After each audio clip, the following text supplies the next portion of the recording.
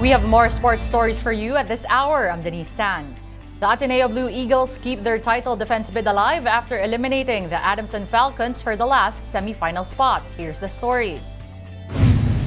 The Ateneo Blue Eagles entered their do-or-die playoff against the Adamson Falcons with a lot at stake. Aside from the semi spot, the Eagles were also on the verge of breaking their streak of 8 consecutive Final Four appearances. But come game time, Ateneo came out firing on all cylinders, hitting 8 three-pointers in the first half. This helped them establish a 14-point lead at the half of 40-26. The same story persisted in the third quarter, where the lead ballooned to over 20 points at some point. With this, Ateneo cruised towards a 70-48 win.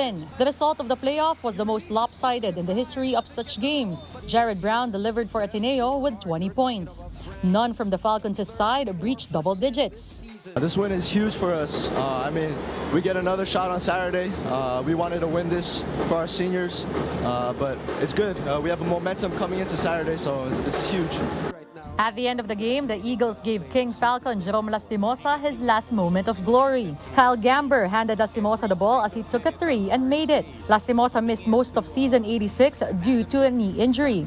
I think Jerome's been a wonderful servant of UAAP basketball and Philippine basketball in general.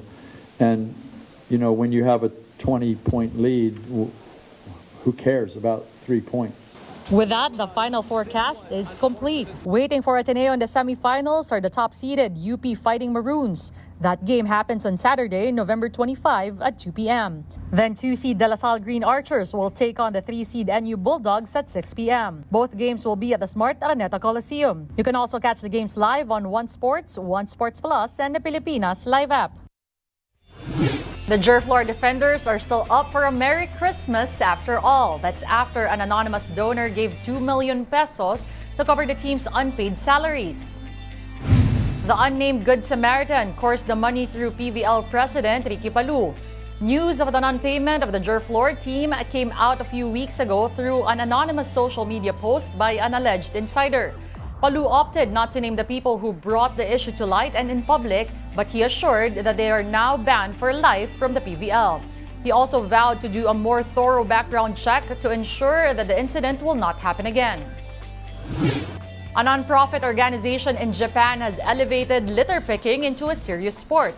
The SpoGomi World Cup had participants from 21 countries competing for most trash gathered in 90 minutes. More in this Reuters video.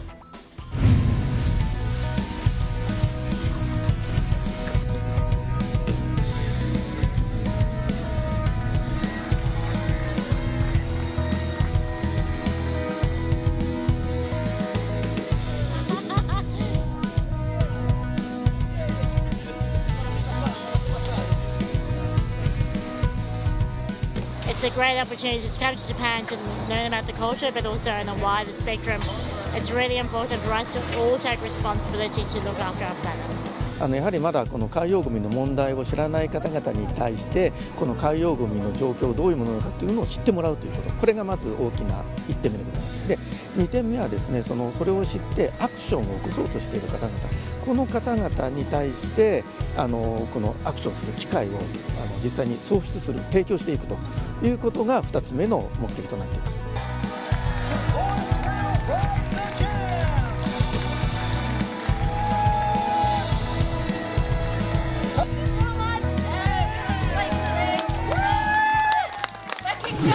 More sports action coming your way in a few minutes. The Game on One News Now will be back after this break. Stay with us.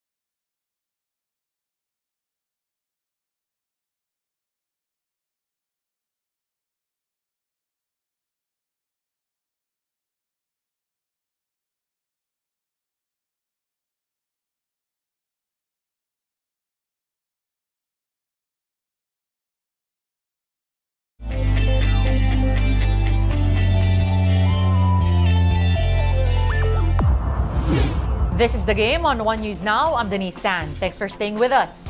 Some 400,000 tickets for the 2024 Paris Olympics will go on sale at the end of the month. Organizers are hoping to sell 10 million tickets for the July 26 to August 11 Summer Games. So far, they said 7.2 million have already been sold. 30,000 of the 400,000 tickets available on November 30 will be for athletics. Another 24,000 will be sold for tennis. Entrance for the opening ceremony will cost 90 to 2,700 euros or 5,400 to 163,300 pesos. Organizers are also looking to sell 2.8 million tickets for the Paralympics. Sony is facing a mass lawsuit worth up to $7.9 billion. That's over claims that it abused its dominant position by putting out unfair prices to customers. The details in this Reuters video. Sony faces a mass lawsuit worth up to $7.9 billion over its PlayStation Store practices. The ruling was made at a London tribunal. Let's take a closer look. Sony Interactive Entertainment was sued in 2022 on behalf of 9 million people in the UK. They'd all bought digital games or add-on content through Sony's PlayStation Store. The lawsuit accuses Sony of abusing its dominant market position. It says the company required digital games and add-ons to be bought and sold only via the PlayStation Store. And this store charges a 30% commission to developers and publishers. The claim alleges customers have, therefore, paid higher prices for content than they would have done.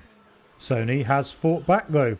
The Japanese firm's lawyers argue the case is flawed and should be thrown out. But the London Tribunal gave the go-ahead for a lawsuit brought by consumer advocate Alex Neil.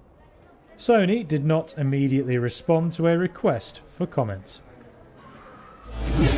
Violent clashes erupted between Brazilian and Argentinian football fans in the World Cup qualifiers matchup. At the Maracana Stadium in Rio de Janeiro, fans started fighting behind one of the goals during the national anthem. This prompted the police to charge the traveling contingent with nightsticks drawn. Argentina fans responded by ripping up and throwing seats at the officers. The chaos delayed the match for half an hour. FIFA has condemned the incident as it urged authorities to ensure the safety of players, fans, staff, and managers. Get your fill of the latest in sports at onesports.ph. Meantime, we bring you the day's biggest stories later at 6. See you then. I'm Denise Tan. We are One News.